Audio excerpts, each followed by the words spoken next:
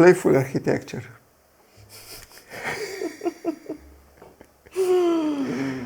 Lep projekt. To je nastal pred OHS-em ali usporedno? To je usporedno. Ker ti je čas ustajal.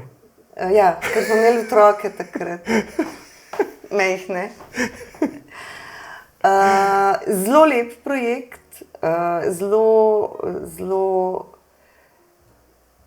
kako bi rekla, povezovalen projekt. Narejen je bil z velikim entuziazmom in v bistvu je spet projekt, ki je bil zasnovan, da se bo razvil na nacionalnem nivoju. Zdaj ga vodi Center arhitekture. Takrat smo se pa združili arhitektke, ki smo imele majhne otroke ali pa so bili otroci na poti. Skratka, nas je otroškost, razigranost, njihova razigranost in skrivost, radovednost nas je v bistvu povezala, da bi bilo fino se v prostoru pogovarjati na različne načine. In razložiti to kompleksnost arhitekture otrokom tekom izobraževanja njihovega, tako v osnovni šoli kot srednji šoli, pa celo v vrtcu. Ta priročnik, ki smo ga napisali takrat, je naslavljal vse temeljne predmete, kjer se lahko pogovarjamo o arhitekturi. V bistvu je bilo to, da ne bi uvajali v izobraževanje novega predmeta ali pa novega in dodatnih obremenitev.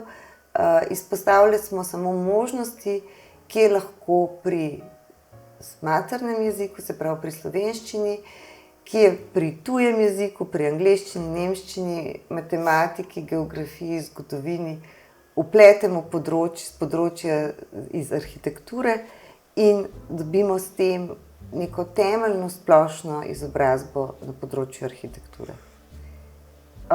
Ta priročnik je bil natisnjen, da naj bi ga dobile zastonj vse šole in knjižnice in vrtci v Sloveniji. In potem v nadaljevanju smo izobrazili ogromno učiteljev z delavnicami in ravnateljev na to temo. Še vedno ta program ni vpet v učne načrte za osnovno šolo in pa za predšolsko vzgojo, vendar poteka na nivoju individualnih odločitev posameznih šol, ki ga vključijo v tehniške dneve. Jaz verjamem, da bi ta program, če bi bil uveljavljen na nacionalni ravni, dvignil splošno zavedanje o prostoru, tako kot so ga zdaj z ekološkimi vsebinami dvignili na področju odpadkov, recikliranja in tako naprej.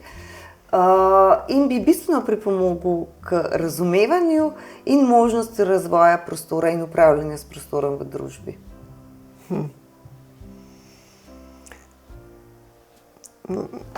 Nasploh se mi zdi, da pri nas predmeti so tako zelo razparceliranje. To sem že opažal v osnovni šoli pri otrocih, ko so se učili, dobro, meni je matematika bližje, neke postopke računanja pri matematiki, pa je bilo pa to isto stvar treba aplicirati pri fiziki, to pa nismo imeli. Ja. In mislim, da bi ena taka tema, ki bi se znala vplesti v vse predmete, bi bila več kot dobrodošla. Se ne mislim, da bi jih že kar pol avtomatsko vse povezala, ampak čim več tega, da bi tako bolj holistično, generalno vse te predmete jemali, bi bilo to že sploh za šolski sistem bolj, pa saj dobro, saj to je itak jasno, zdaj šolski sistem se bo moral spremeniti ali pa bo kar odpadel. Slovenija je tudi leta 2017 sprejela arhitekturno politiko na nacionalnem nivoju. Države Evropske unije so jo že prej, ampak imamo sprejeto arhitekturno politiko. Imenuje se Arhitektura je za ljudi, vendar nimamo za njo narejenega akcijskega programa, na katere načine se bo arhitekturna politika izvajala.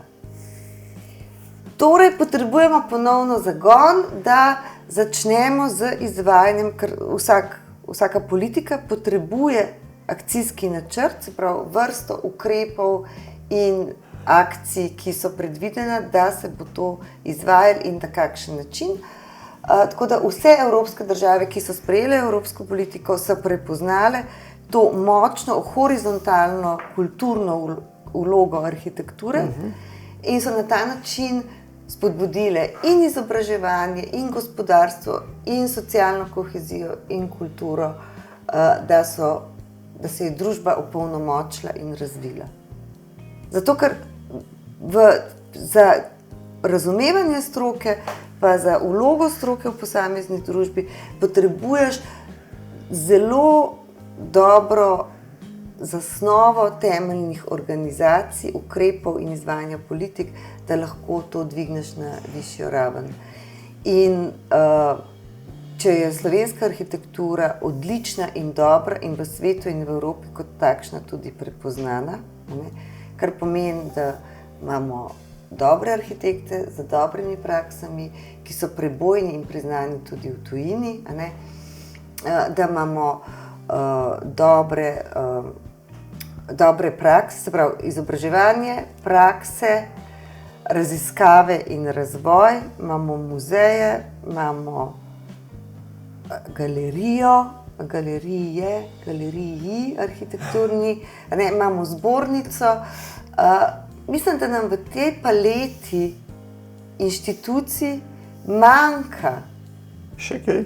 še ena inštitucija, oziroma nam manjka zato, ker je temeljna za razvoj in promocijo arhitekture kot takšne. Ni treba, da je to nova inštitucija, ampak program promocije, ozaveščanja o arhitekturi na nacionalnem nivoju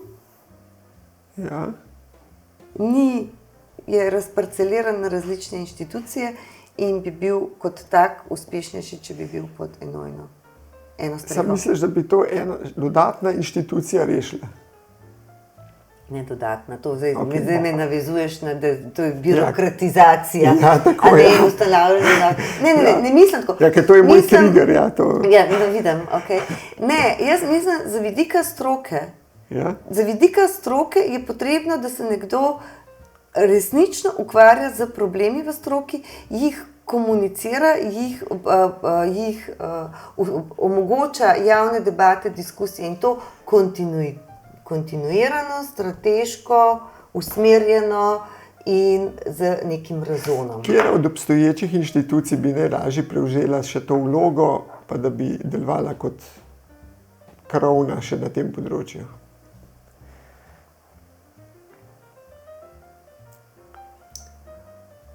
To se ne morem jaz odločiti. Ne odločiti. Kaj bi ti naredila, če bi bila šef?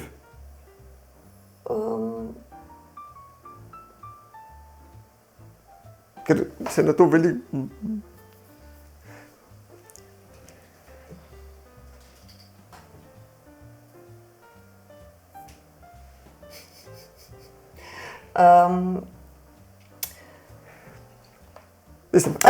Apeliram na to, da bi se bilo potrebno z arhitekturo, s promocijo arhitekture, ozaveščanjem, izobraževanjem in vsem tem, s čemer sva se midva pogovarjala, na nacionalnem nivoju ukvarjati strateško. Včasih je bilo na področju prostora, je bil strateški prostorski svet, smo imeli zavod za plan, kjer so se različne stroke odločale, kako bomo v prostoru umeščali gospodarske dejavnosti, kako bomo prostor razvijali, kam bomo dali ceste, kam bomo dali izobraževalne inštitucije, katera regija bo za kaj namenjena, kako bomo do nje dostopali. Ker prostora je prostora je 100, zdaj bomo pa pritiskali na ta prostor vsaj toliko, ker imamo resorjev. Se zato ne bi še enega delali. In so popolnoma med seboj neusklajeni in nerazumljeni, ker so stvar partikularnih interesov. In nekdo mora to usmerjati. To imamo zapisano v zakonu, da rabimo prostorski svet, ki ga nismo ustanovili. In menim, da bi bilo to nujno potrebno. In to je organ, ki zajema tako ekonomiste, makroekonomiste, kot prostorske načrtovalce in tudi druge stroke. Ker umeščanje, se pravi, moramo se ukvarjati in s prostorskim načrtovanjem, in z urbanizmom, in z mobilnostjo. Mi smo določene segmente v našem razvoju zamudili, zato še vedno zdaj gradimo ceste in železnice. Kot drugi govorijo o zeleni mobilnosti,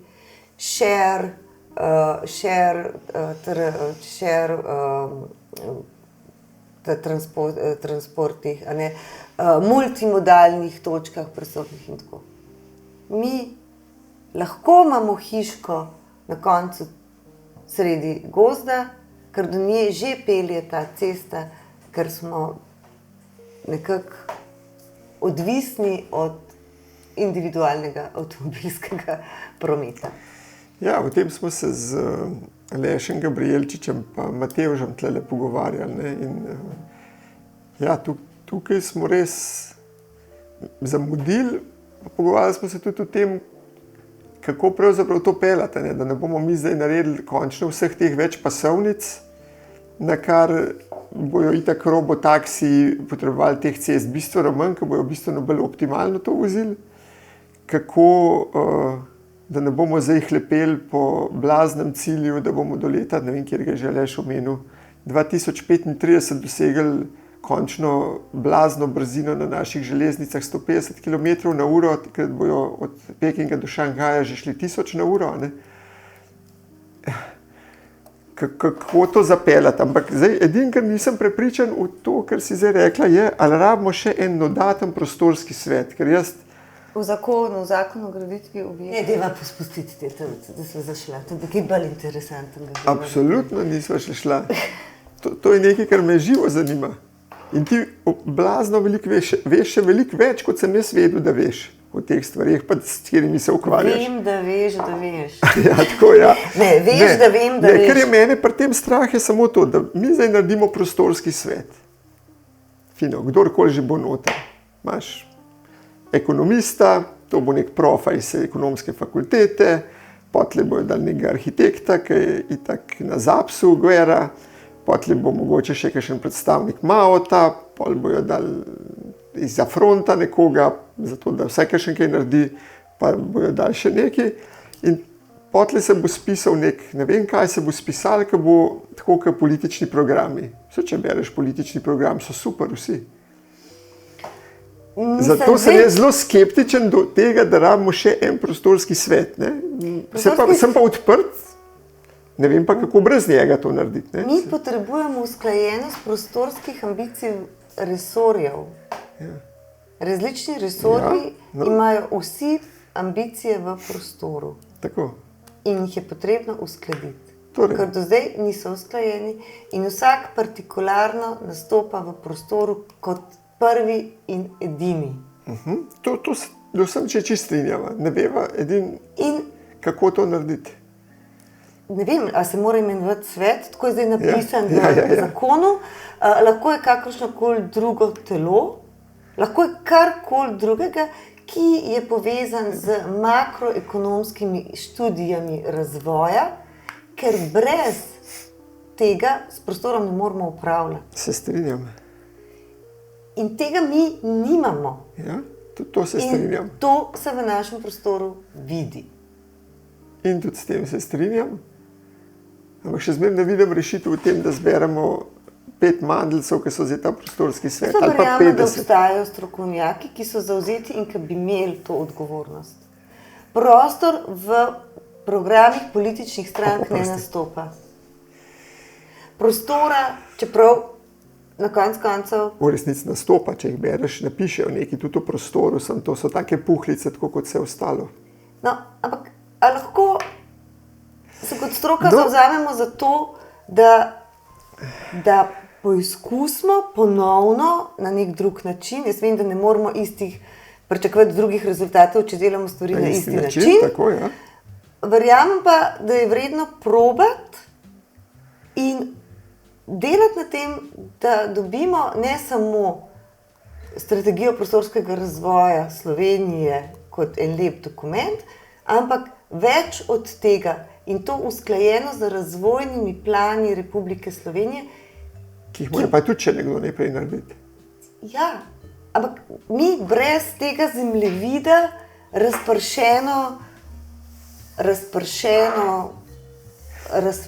se razpršujemo po...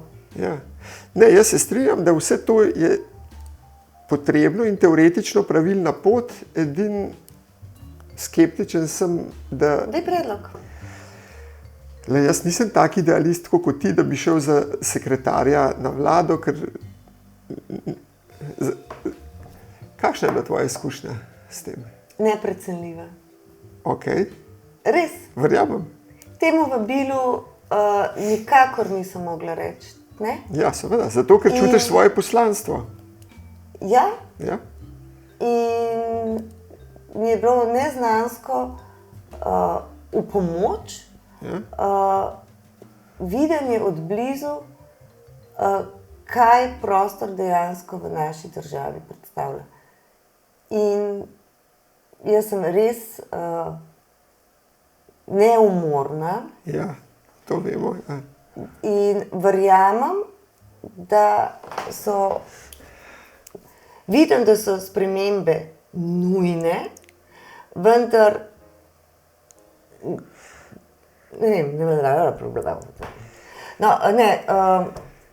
mislim, da je potrebno dejansko nasloviti prostor kot takšen z vidika prostorskega razvoja in usklajenosti resorjev.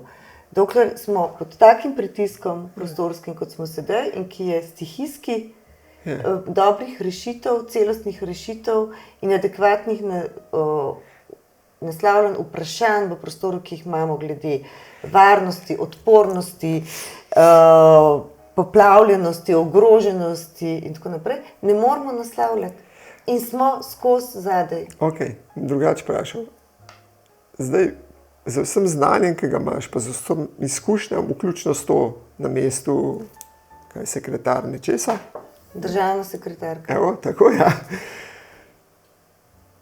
Verjameš, da se na demokratičen način to da urediti?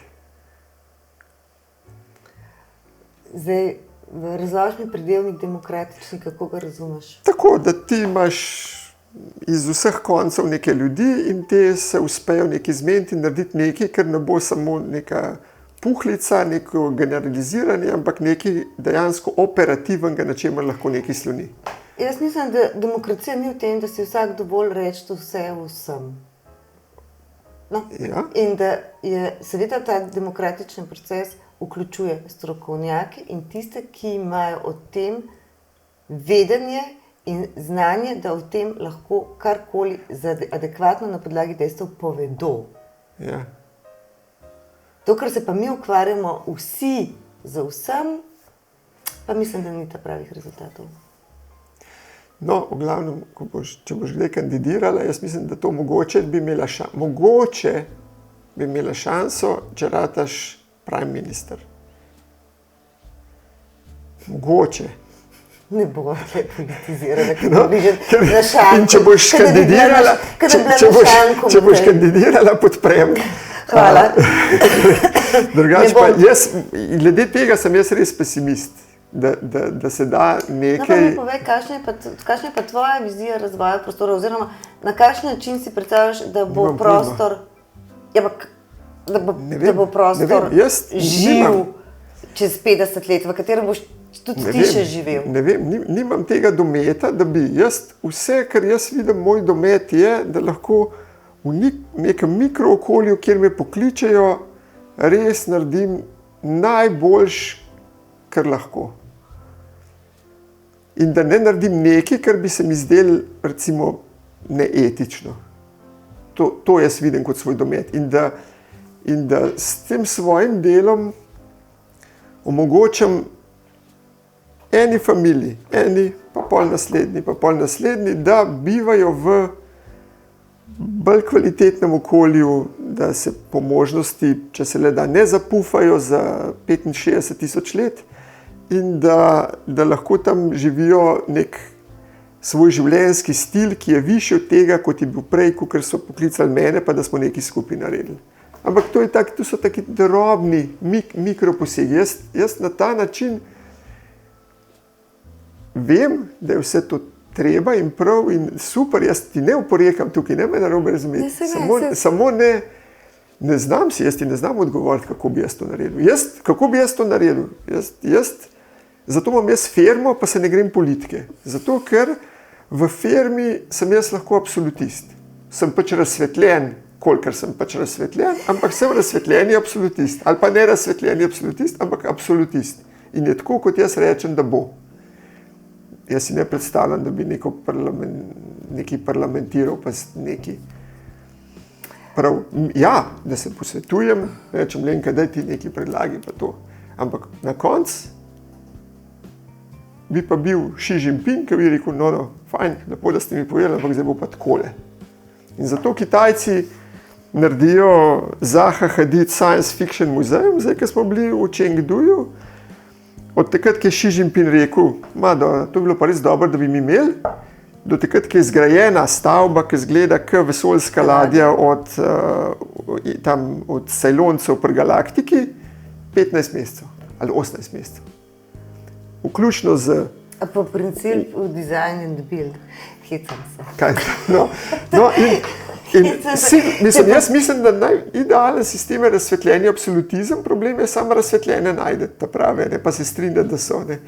Tako da jaz ti ne znam odgovoriti, kako. Z vsem se strinjam, da je treba, ne znam ti pa odgovoriti, kako. Mogoče, tako da, ker se mi zdi, da je pač pomembno ena stvar, da so principi od bottom up bolj učinkoviti in bolj namenjeni ljudem, kot od zgoraj navzdol. Ja. In zato se mi zdi, da imam jaz tako rada odprte hiše, ker odprte hiše imajo dejansko učinke, merljive učinke in če smo enemu izboljšali ali pa dali dober odgovor na eno njegovo vprašanje, je bilo to vredno. In tukaj se mi zdi, da te prakse, pač, čeprav so od spodaj navzgor videne kot marginalne, nepotrebne in tako naprej, se mi zdi, da imajo bistveno vlogo pri artikulaciji družbe, pri artikulaciji prostora. Več ljudi, ki bo zahtevali boljši prostor, večja bo odgovornost politike, da bo na to tudi odreagirala. Ja, zato tudi jaz to toliko cenim. In tako, kot sem rekel, ljudje pridejo nekje, nekaj vidijo, nekaj lepega vidijo in pol to hočejo. Tistega jim ne more predpisati noben akt in nobena taka stvar. Je pa res, da to so majhne spremembe, ki vplivajo pol na njihov dom. Mi smo zdaj postavili 50 hiš, se že nekaj spremeni. Zdaj, ko se pelem po Sloveniji... Imaš regijo, kjer nimaš hiše? Bela krajina, Kočev je ta del... Se bojiš medvedov? Ne bojim se preprosto. Tja sem, mislim, da do zdaj tudi samo eno ponudbo dajal, pa ni, ampak smo v Novem mestu, Šentjerneju tudi že. Smo v Radencih, smo v Tržiču, tako, vse ostalo je kar... Dobro, Prekmurje je slabo pokrit, ampak bo tudi, ne. Največ jih imaš pa kje?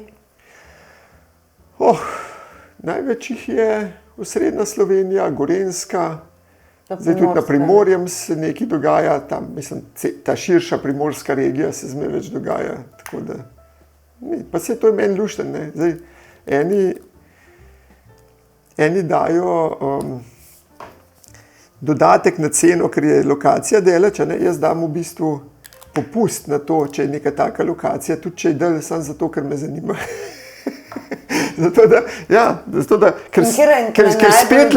Ker spet lahko svoje prostorske, jaz na ta način svoje prostorske politike ne rabim se z nobenim posvetovati. Jaz pač rečem, tole bo moja prostorska politika tukaj, tole bomo stimulirali na ta način. Ja. Kjer je bila najbolj oddaljena lokacija? Slovenija je zanimiva. Oddaljena po kilometrih ali oddaljena po času vožnje. Po času vožnje. Recimo zdaj delamo nekaj v Prevaljah. To je, Koroška. to moraš priti do Slovenj Gradca, že do tja se voziš tako. Oziroma najprej moraš priti že do Velenja, Ja. že do tja se voziš tako. Od tam se voziš še bolj tako do Slovenj Gradca, no to je pa še pod Ravnom. To je res daleč, a ne. Pa tudi Raden, a so Radenci, ja, Radenci, tisto tudi ni prav blizu. Ja, res je. Ja, tudi v Tržič se kar nekaj časa peleš, ampak to je vse hitrejš. Tudi na morju si hiter, a ne. Je po kilometrih precej, ampak si sorazmerno hiter, tako da. Šentjerne se, pa dobro, ampak ta leva Dolenjska, kot jaz pravim, je tudi kar dobro povezana. Leva Dolenjska. Ja. No, ampak to mi je zanimivo, da ne ostajamo v enem, ne, sicer samo po Sloveniji, ampak da ne ostajamo pa samo na enem koščku, ker to bi bilo pa res dolg čas. Ja, pa bi mogel naselje zgraditi. Tipsko naselje, tako kot Murgle. Murgle so krasen primer in lep primer tega, kako se to da narediti lepo, ne. Ampak v principu pa moram priznati, da bi jaz Bila je zadruga. Jaz bi imel verjetno s tem malo problema, zato ker jaz ne poznam nobenih tipskih ljudi. Ampak to je zadruga. Vem, ampak ne poznam tipskih ljudi in nasprotno, glih moč našega biroja temelji na tem, da delamo za ljudje, ki hočejo imeti za njih, ne tipsko. A ne. Da jim posvetimo čas, ker drugače imajo tipskih hiš, vsak bo A jih je prišparil. Kaj? Jih je veliko Koga? tipskih hiš. Mislim, celi katalogi so, le koliko ima Lumar, pa je Lovca, pa Marles, se ima So celi vse katalog. individualno prilagodljive. So, da lahko predstaviš vrata levo, desno. Ja. Pa Tudi sobe lahko prilagodiš. lahko, seveda lahko. Ampak zakaj bi pol, ko začneš resniš prilagajal, ne izhajajo čisto iz nule? To mi ni jasno. Ja, res. Ja. Lej, da me ne boš ti prehitela, ko praviš, da boš Ja, na kje imaš koncert. ti tej to uro? Tle skozi nekam nazaj Nimam nobene ure. A jaz mislim, da imaš tle. Ne, nobene ure nimam. Nobene ure nimam. Eno stvar sem, ko sem se pripravljal na tole, sem našel, in sicer, da ste naredili odprta vrata ateljejev v ospredje arhitektke. Bili smo partnerji tega projekta, kjer so se odpirali ženski biroji. biroji, to sem videl, ja. Kakor da je, pač izpostavili so biroje, ki jih vodijo oziroma ki jih imajo, v katerih so ženske vodje ali pa imajo pretežno ženske ekipe. Ja, ker odprte hiše vodijo in delajo in sodelujejo pretežno ženske. No, to se mi zdi super, ker dejansko ja, na nek način se strinjam s Severjem, da je to bokserski ring, a ne? Ampak mogoče se pa ne strinjam s tem, ker je on v podtonu rekel, češ, da to pol ni zate. Jaz mislim, da ženske so na področju arhitekture, da so narejene v bistvu za arhitekturo. Ne glede na to, da je bokserski ring, a ne?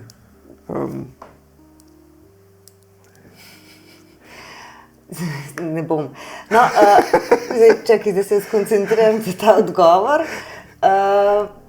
Meni nekako ni blizu deljenje ali pa predalčkanje po spolih, po rasni pripadnosti, ali je slovenska arhitektura boljša od take arhitekture. Jaz na stvari gledam dosti celovito in celostno. In te zgodbe, ki so celovite, so mi pomembne večinoma iz drugih razlogov, kot je tega, ali je to naredil moški ali je naredila ženska. Bolj me zanima ta misel, dialektika, iskrivost, duhovitost, nagovor. Bolj me fascinira človeški in bolj ljubim človekoljubnost, poudarjanje človeka, senzibiliteto do človeka, sočutje, razumevanje, vključevanje. In to so meni relevantne teme. v življenju. Bom rekla, kar v življenju. Ja, no, zdaj si mi, če bi se o čemarkoli pogovarjala, bi jaz tudi točno tako rekel, ne zdaj, da je nekdo bel, črn, rumen, ženska, moški, karkoli drugega. Zame je relevantno praktično na vseh področjih to, kaj naredi, kakšna je kompetenca, tako kot pri vodovodarju. Pač se ti vse kdo je, da ti prav pipo poprav, da ti ne teče. Ampak hotel sem tukaj izpostavlja še človečnost in odnos do človeka. Ja, no sej. In ravno zaradi tega sem pa izpostavil to, ker se mi zdi, da ženske pa kljub samo imate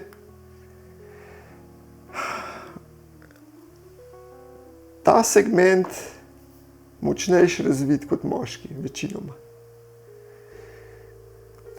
Senzibiliteto, pa ne rečem, je tudi pri moških prisotna, in eni jo imajo zelo visoko, ampak tako in general, senzibiliteta, intuicija, to in zaradi tega se mi zdi pa dobro, da se je odprl posebej, praktično sploh se ne spomnim zelo drugega primera, kjer bi se strinjal, da se to na podlagi spola nekaj naprej poriva. Razen tukaj se mi je zdelo pa takrat pa to dobro, to mi je bilo prav tako zanimivo. To je izhajalo, kot se jaz spomnim, iz enega, to je Zbornica za arhitekturo tudi delala tukaj zraven. Obstaja sekcija ženske v arhitekturi pri zbornici in mislim, da je bila narejena ena raziskava evropska glede na možnost zagotavljanja enakovrednih delovnih možnosti za ženske in moške po različnih državah.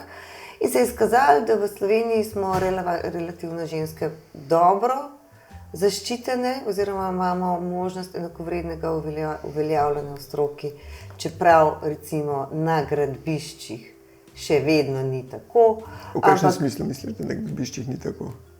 Ne, bile so v okviru, so krožile neke anekdote, kako je ženskami na gradbišču. Ampak mislim, da je, če je nujno, mislim pa, da pravice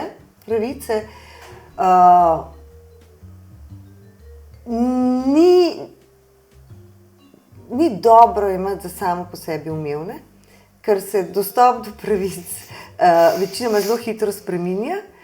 In zato se mi zdijo tudi takšne pobude, ki omogočajo zagotavljanje nekih pravic za ženske, če so bile v to sedaj deprivilegirane, nujno potrebno. In vidim to kot en zelo lep projekt. No, ker jaz opazujem te moje sodelavke, ki jih praktično imam že večino od faksa gor, Ja, sej, kdaj, ko imamo kakšnega novega izvajalca, pa imaš razne poskuse, da bi to ali obšel, ali da bi se direktno name obrnil, ali da sploh se tudi arhitekta, bi ne reč sploh arhitekta, kakšen črto pa tako, Ampak mislim, da so vse zelo sposobne to popedenati, tako kot je treba in pol, ko se ta prava razmerja vzpostavijo, je tole pesem. Ja, mislim, da če so lahko kompetence za dost adekvatno merilo. Ja, tako, ja. Prej kot spol. Ampak nismo še tam. Kako? Nismo še tam. Kako misliš, nismo še tam, da bi? Ja. Sej, mislim, če pa imamo potrebo po projektih, kjer se izpostavljajo ženske, ne vem, žensko podjetništvo, ženske v farmaciji, razumem, ženske v medicini. Sej to ni unikum na arhitekturnem področju, Gre za vrsto pobud, ne vem, podjetniških, znanstvenice, ženske v znanosti. Če smo na tej točki, da je potrebno še vedno o tem govoriti, ker bo to omogočilo boljšo dostopnost ženskam do določenih položajev, poklicev in tako naprej, se mi zdijo to spodbudni projekti in nujni. In kako Lenka Kavčič kot ženska v arhitekturi? Jaz se dobro počutim v svoji koži. Mislil sem vprašati, pri vsem tem, kolikor vem, si ti kljub vsemu tudi neke projekte pa naredila pa speljala. Jaz sicer poznam zdaj Lutkovno gledališče. Ja. Še kaj? Več stanovanjskih stavb.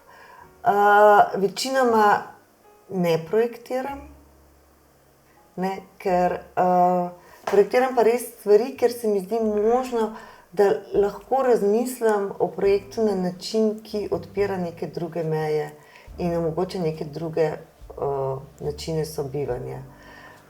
To je bolj redko, redkeje, ampak takrat, ko pa je pa navdihujoče in je fino in me to še vedno zelo navdihuje, ker v samem bistvu mene arhitektura izjemno veseli in imam do nje en tak prav strasten odnos. No, sej, ker to bi se mi čudno zdelo, da dejansko, ko vso to strast vidim, pa slišim, se mi zdi skoraj nemogoče, da te ne bi kdaj prijeli tudi kaj narediti.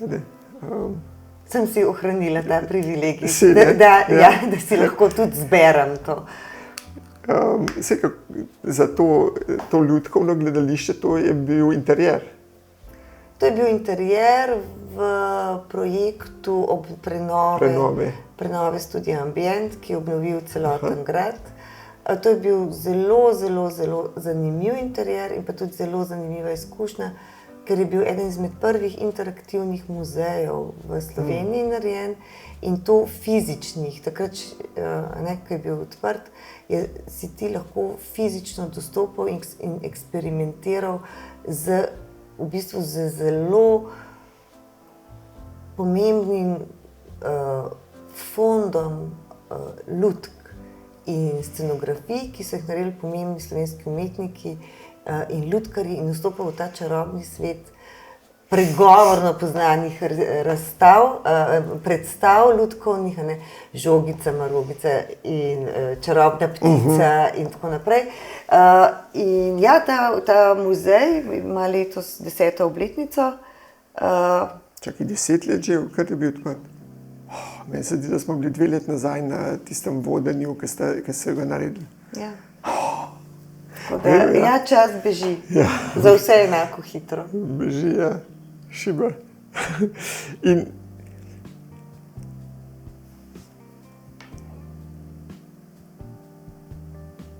če bi zbirala, kakšni so ti bližji te interjerji ali bližji objekti, če objekti, v kakšnem merilu objekti, ker recimo jaz pa cela moja ekipa smo v bistvu specializirani samo na enodružinske hiše. Mogoče, da bomo zdaj počasi še kakšen večji projekt vzeli, ampak še to sem za privatne naročnike, jaz se s to državno upravo ne znam ukvarjati. Pa še te enodružinske hiše samo iz naravnih materialov, se pravi, to je nekaj, kar nam leži in tukaj smo tudi, kar bi rekel, po moje v redu. Kaj pa tisto, kar recimo bi tep najbolj vesel, kakšen bi bil tvoj travm naročnik? To sem že Saro, krajinsko arhitektko vprašal. Da je fajn človek. Ja? Ni važen, kakšen projekt ima? Ne, mene trenutno zanimajo prenove. Aha, okej. Mene zanima trenutno, to je čist osebna zgodba, kako vzpostaviti ta odnos z dediščino, na kakšen način. In to se mi zdi trenutno tudi najbolj intrigantna tema zame. Naročnik.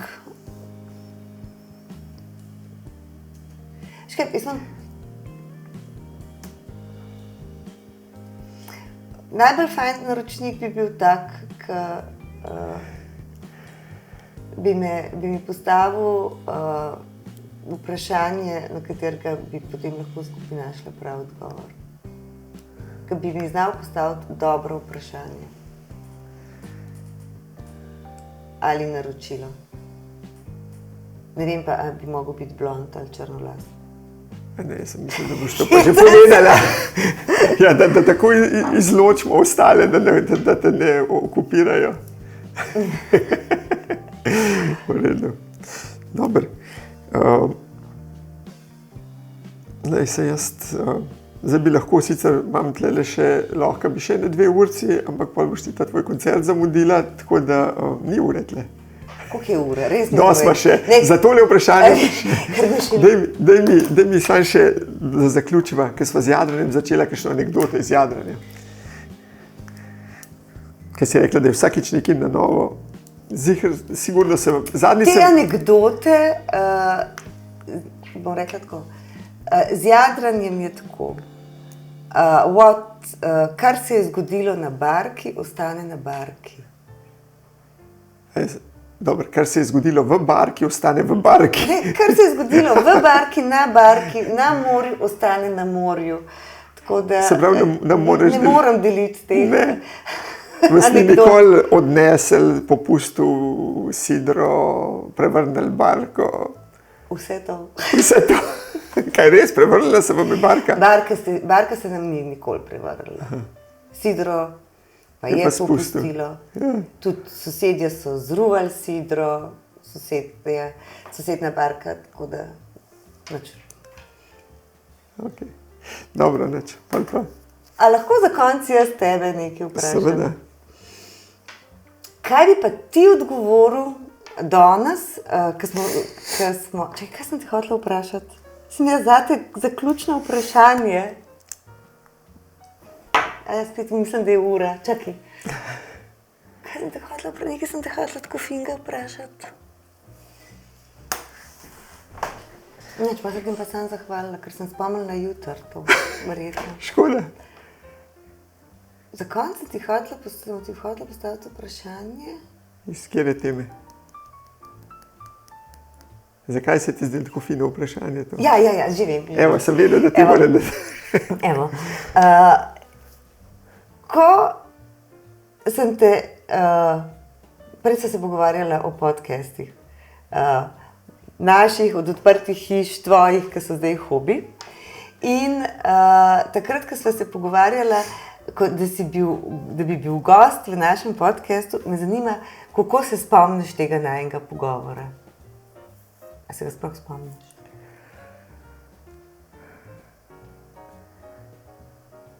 Ne. Razen, da sem sigurno rekel, da seveda. Ne. Jaz pa zelo, ker si mi rekel, joj, Lenka, to moram pa jaz premisliti. Ne, to ti pa ne verjamem. Ja, res, ker si mi rekel, da moraš premisliti, ker to pa ni tvoj comfort zone. In sem ti hotela zdaj reči, da hvala, da si me povabil v svoj podcast in da vidim, da si se zelo udomačil. Ampak to ti pa res ne verjamem, da sem to rekel. Res? Možno, da sem rekel, da mi ni comfort zone, ampak čakaj, kako sva pa sploh imela ta podcast? Jaz nisem nikamor, jaz sem kam prišel. Ne, zato, ker je bila korona. Se pravi, kaj, jaz sem nekaj posnel, ali sva imela tako sva imela, ne? Ker zdaj jih snemate, da nekdo pride k vam v studio. Ja. Ker jaz vem, da nisem nikamor šel. Ne, ti si bil doma, pa jaz sem bila v studiu, pa smo se pogovarjali. Pa sva imela, ja. Okay. Tole knjigo ti podarjam za zahvalo, malo sva jo zmečkala očitno. Ne, v redu. To pa ne rabiš. Kaj od tega, za angleške, koliko imaš to? Kaj angleške? Angleške pa slovenski so. Ja. Super, vidiš, da tle pač zbiraš arhitekturo, inventure, vse imaš tle, vidiš, pataš outsider. Tle imaš na to sceno. Tisti je od... To smo vse za ta skeden dobili, a viš tale. Ta je pobral in tisto vašo, OHS, kocko in outsider, ta award, ki so imeli kar ta glaven od ta glavenga, pa ta arhitektura Minima nell'Alpi, so ga tudi tako da... Super. Ta je res je bil res tako prepoznaven in zato sem vesel, da imamo zdaj še nekaj lepih teh prenov, takih zanimivih. Čeprav meni si takrat napisal na Facebook, da ne veš, zakaj si dobil ta skeden. Ne, ja, to pa res ne vem. Zakaj si dobil to nagrado?